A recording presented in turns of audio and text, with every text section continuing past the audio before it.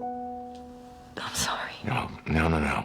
Don't. I thought I could do this. Don't. Please don't. House is complicated, Cuddy's complicated. At best, even if they stayed together, it wouldn't be happily ever after. Forget your troubles, come on, get happy. You better chase all your cares away. Shout hallelujah, come on, get happy.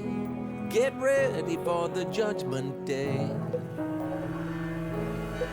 In this episode, which is entitled Bombshells, the writers have set up a very believable and tense scenario in which a succession of dream sequences take House and Cuddy and transplant them into various massively different, iconic movie and TV settings. We knew that this was going to be the episode where House and Cuddy broke up, and we knew that we had to do something spectacular for that. Well, there was an original idea on the table in the writer's room that was, what if it were like a sliding doors type situation? So work with Cuddy envisioning various versions of her future, which we didn't do. Right. But I think that sort of gave us the idea for... Right, using this to explore different genres and then having those genres tap into our characters' inner lives. We have a sitcom, we have a classic movie, we have a musical, we have a Western, and we have a horror film. In all of these things, there is a very carefully concealed, I think, from the audience, but also concealed from Cuddy, a message that she has to decipher. This episode poses a lot of new challenges, and what's exciting is that our talent is very deep, so the second we get a chance to run free and change it up, we all try to rise to that. Episode 15 was definitely a challenge, I think, for everybody in terms of it's not a typical episode, and how do we embrace these different realities? This isn't possible. None of this is possible. Cuddy gets a real fright in this episode, and scary situations really kind of bring a lot of clarity to them. And for her, she's sort of getting those messages via her dream life. The clarity that she gets has a lot to do with her relationship with House and also his relationship with her daughter, sense of security, all those things that come up when you are afraid. I'll get it. That better be her.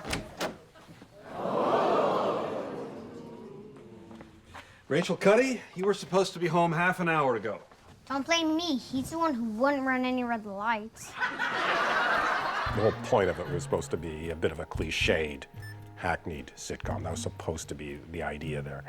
So it was slightly easier on us in that regard. However, if it's just a bad sitcom, then it's just a bad scene. So you kind of have to walk that fine line there.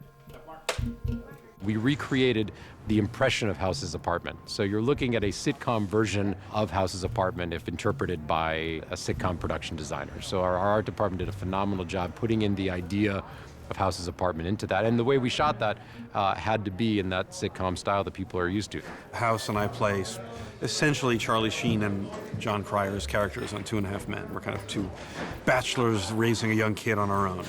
Classic multi-camera sitcom where the characters are somewhat characterizations of people and colors are bolder and it's brighter and sort of technicolor. A little bit of blockage when Robert came around for your camera.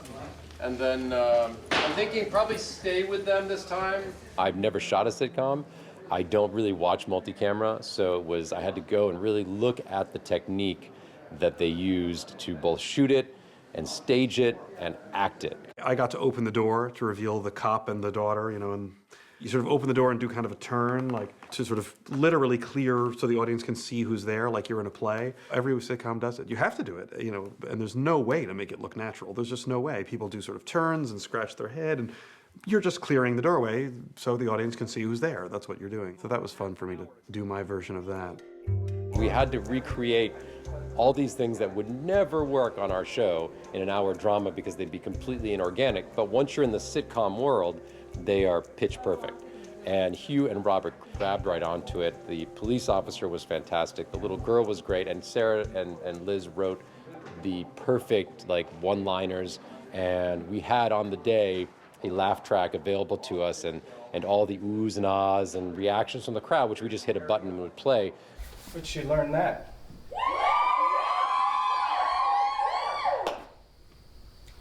here. I didn't do it.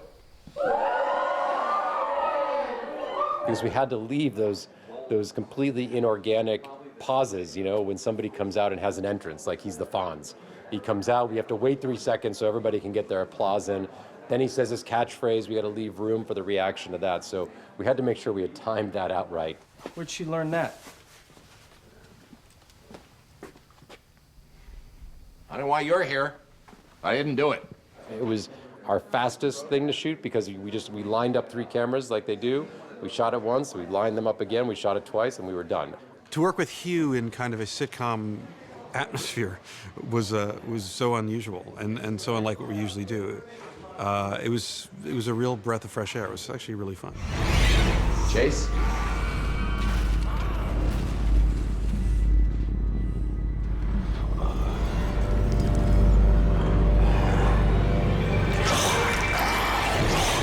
The zombie population of Princeton, Plainsboro is large and growing. I'm obsessed with horror films. I have been for a long time. I wrote my college thesis on slasher films, and my first job in the business was working for Sam Raimi, so zombies are right in my sweet spot. This is the only dream that's House's dream in the episode. No! House's dream reflects more of his fear as to what Cuddy's going through in this episode. Cuddy's different interpretations of the life she imagines that the future could hold for her and House.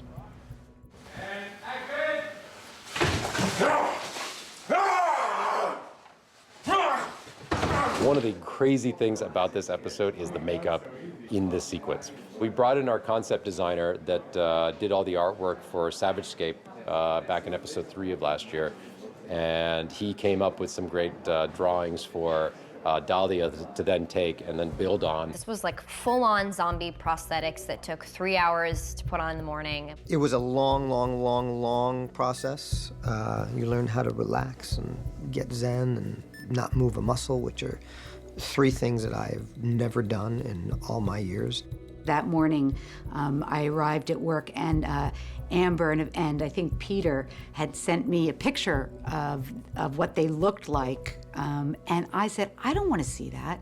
And I even was on the set, I was like, I love you guys. I don't want to see you looking like that. It was scary. It was fun at the start, like we were all laughing at it, you know, how each other looked at the start, but man, 8 hours into it, we're just like, get it off. It was such a long day. It was such a brutal day because half of it was spent for us just getting, you know, the team just getting the makeup on. We went through a lot of waves. A fun, devastation. This is fun again. This is now the most boring thing in the world. This is now fun again. Now we have the giggles. Now my makeup itches. There were moments when it would, you know, the itching would sort of come in. All of a sudden I felt like I had a pack of flies on my skin, and then it would just lift, and then it would come back again. It looked pretty damn good, but it was a little, it's a claustrophobic experience, let's put it that way. So much of it was makeup that we had to work with them to be specific where, you know, they were going to have certain wounds, that we would have the clothing opened, and we ripped Master's tights, and they applied makeup on the rips, you know, to appear like bite marks.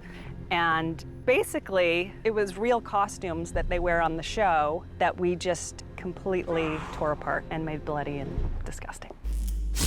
In the zombie scene, House has a very tripped-out cane that reveals a knife, so it was interesting, I think, for Tyler to get involved with that.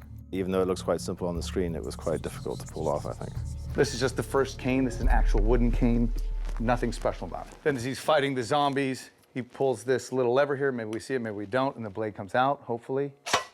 Huh? This will disappear with movie magic. Then we have the actual one. This one would actually cut your head off. This one's a rubber version of that same one for safety for the stunt players. It's flexible and safe. We have one that's missing part of the cane completely, so when they actually cut his head off, they can get really close. Then we also have this one, which is magnetized, where he assembles the gun really quickly so he can put these pieces on, and it's just a magnet, so if he's, you know, doing it quickly, he can put them together, and then it's in this position. Then we move on to the actual Mossberg 500 410, and then he can shoot the zombies and take them out as needed.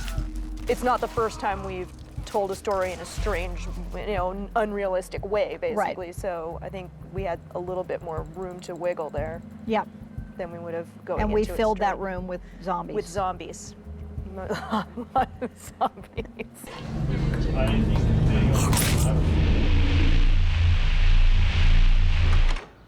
Honey, I'm home. Liz and Sarah's concept was that this was her idealized life.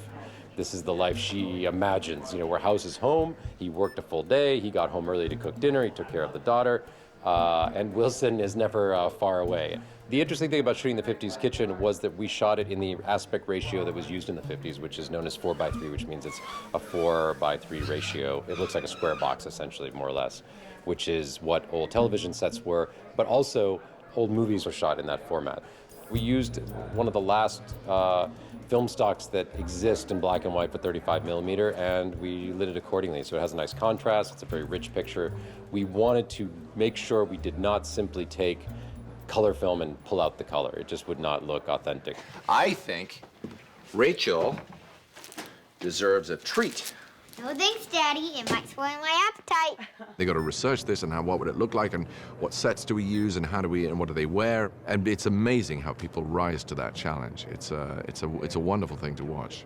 We had a regular episode of House going on, as well as making basically 5 movies.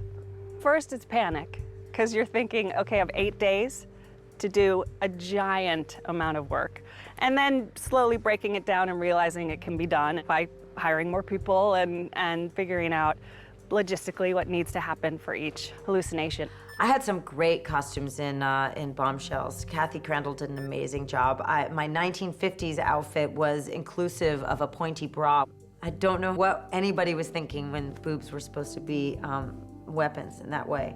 Lisa's wardrobe in general lends itself to that era, so it's really easy to dress her in terms of putting a 1950s suit on her. She looks fabulous and natural and like she looks on the show. The art department really made it a very shootable set and an incredibly detailed set. I could not capture all the detail they put in there, but everything was authentic and very, very creatively done. The set had to be designed in such a way to accommodate Gail's lighting because it's a very top lit set, very, glowing hair and all that kind of stuff. And it's all about contrasts and shades of gray rather than color. So even though the counter over there is orange, for example, you'll never see that, but it was a nice contrast that Gail liked. The lighting was a little brighter, a little hotter. It was fun. I mean, God knows, I grew up on Dick Van Dyke, and, many of the shows it was spoofing. You're not limping. That's not possible. None of this is possible. Girl can dream.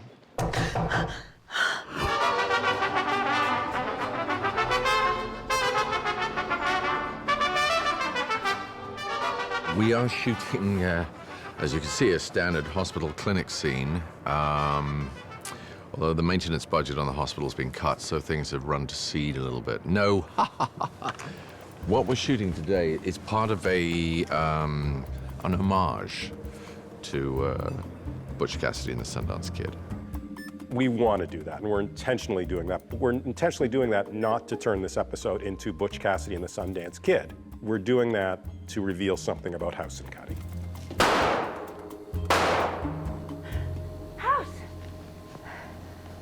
When I signed on to do a medical drama, I never expected to be shooting guns or dancing on a stripper pole or doing a variety of the things that I've done on this show. It's so much fun. We're having such a good time. Today especially, I'm filthy and my hair is a mess. I spent 5 minutes in makeup and then just rolled around in dirt. Love it. In her mind, she is the doer and House is the talker. It's not a relationship that can work, as she discovers. We just tried to make a kind of homage to the big anamorphic style, big Western. Elan and visual effects replicated all the soldiers, so I think there was only 20 soldiers that actually were shot, but we put those soldiers in different places, so it looked like perhaps there was 100, 120 there, just to try and make it look as large scale as possible without, kind of breaking the budget. It was interesting for us, the costume department. The challenge was trying to find Robert Redford's costume, like items in Lisa's size, because, she's tiny. That outfit was pretty awesome. It was heavy and big and loose and incredibly comfortable. It was great. But they had to give me a left-handed holster. People don't understand how difficult it is to be a lefty sometimes. Good, Cuddy, good. It's so good. Believe it or not, with all the segments, the Butch Cassidy was probably one of the easier ones to shoot because we had the map. But it took as much effort to recreate as it does to create, I felt. That was the interesting lesson. And although we've been making just a very small, tiny tribute to Butch Cassidy and the Sundance Kid, I think we all realized that really what we wanted to do was just to make that whole film all over again. We just all realized how much we loved it and how much we'd want to make it all over again. Probably can't afford to do that. Not in a day, anyway. The sun is shining, come on, get happy. The Lord is waiting to take your hand. Shout hallelujah, come on, get happy. We're going to the promise land. As she submerges into the warm balm of anesthesia, she conjures up this musical vision of death, of House as death, of their relationship as a form of death. Mia Michaels, we brought her in to choreograph the song and dance sequence at the end, which is, phenomenal what she's bringing to the table. Greg, your tennis, wanted to meet with me. We met and we immediately clicked. We sat for hours drinking coffee and dreamed. We dreamed together, and it was kind of awesome. And then I get a phone call from him a couple weeks later saying, I got it. I got it. We're gonna do a dream sequence. Greg texted me a couple of weeks before we did Bombshells saying, how do you feel about singing and dancing? I said, what kind of dancing? He said, the awesome kind. I don't see myself as one of the world's natural dancers. Well, I'm English, for one thing. It's against the law over there. I'm not going to try to choreograph a sequence. I'm not good at that. Mia Michaels is a genius at that, so go Mia. And she's the one who said trampolines and tricycles and circus balls.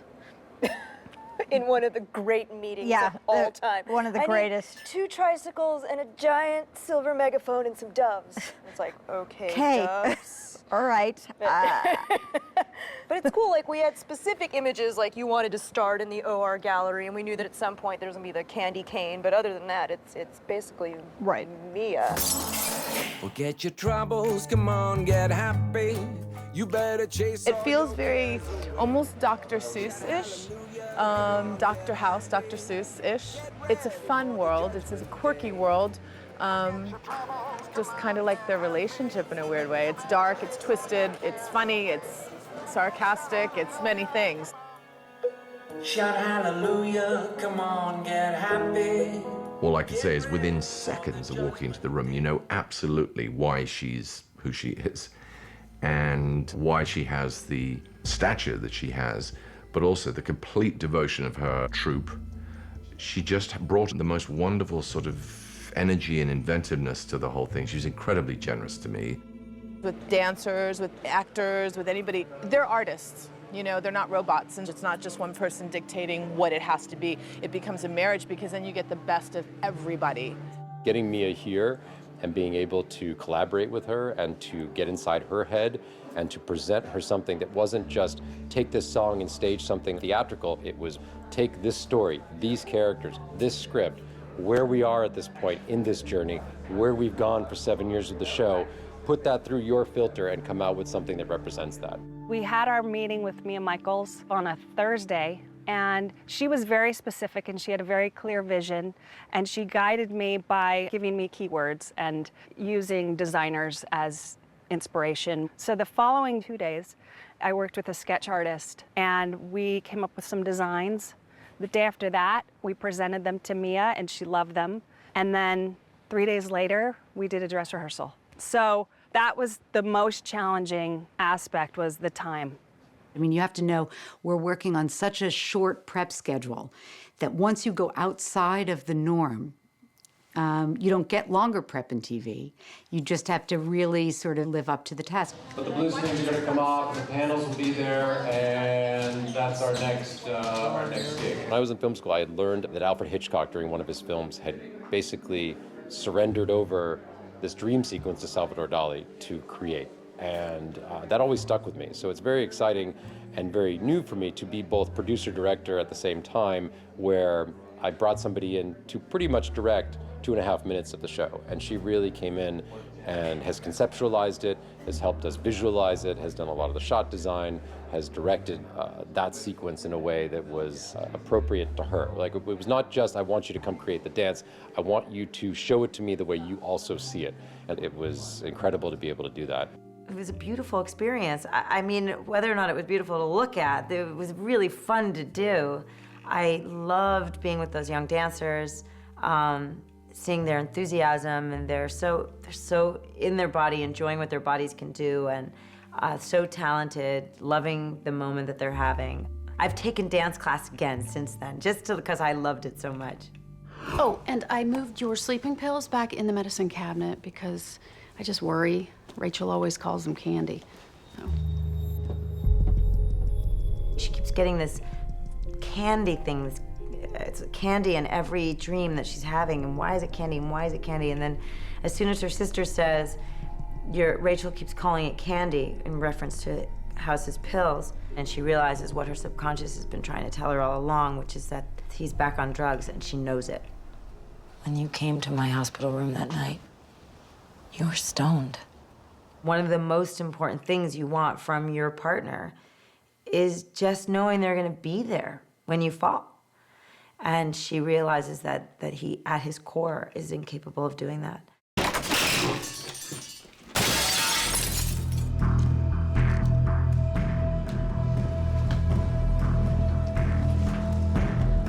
He was about to take Vicodin at the end of last season. Cuddy saved him. He's about to take Vicodin this time. He hesitates. Cuddy doesn't save him, and he takes the Vicodin. And it was consciously a bookend.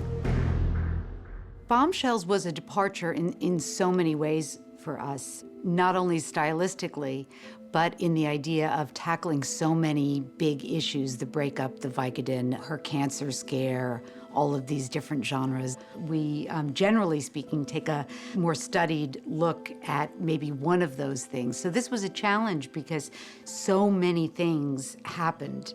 To be able to share that with so many creative people doing so much creative work that's all outside of our normal comfort zone is a real privilege.